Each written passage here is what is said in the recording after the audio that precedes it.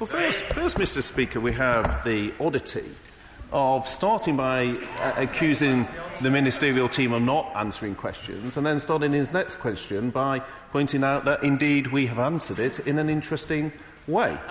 But putting that to one side and going to the substance, as I pointed out to the House, one of the defects of the legislation passed last night is there could be a scenario where it increases the risk of an accidental no deal, where the EU Council take a decision to offer a different extension to that agreed by this House, and under the terms of that legislation, that would then need to come back to this House the following day for approval, by which time the EU Council would have concluded. Now, I don't think that was the intention of the Right Honourable Lady, the member for Normanton, Castleford and Pontefract, but it is a possible outcome. Now, it will be subject to their lordships to decide whether they want to correct what I regard as a defect, although his ministerial colleague says that no doubt they will just nod it all through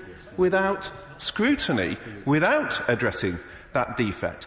As to his second point, it is a statement of the law that I was alluding to, and I do not differ at all from my right honourable friend, the Prime Minister, who has always been clear that ministers abide by the ministerial code, and I'm sure the right honourable learned gentleman would expect no less. And thirdly, to the issue of the extension, we have addressed this in previous debates because the three amendments were all defeated by the time we got on to the fourth vote. A further commitment had been given to an amendable motion for the following week, which had been addressed. But the bottom line, Mr. Speaker, is I want to respect the referendum result. I think asking people to vote for MEPs 3 years after they voted to leave is damaging to trust in our democracy. The answer for the benches opposite is why they keep voting against everything when their own manifesto said they wanted to respect the result.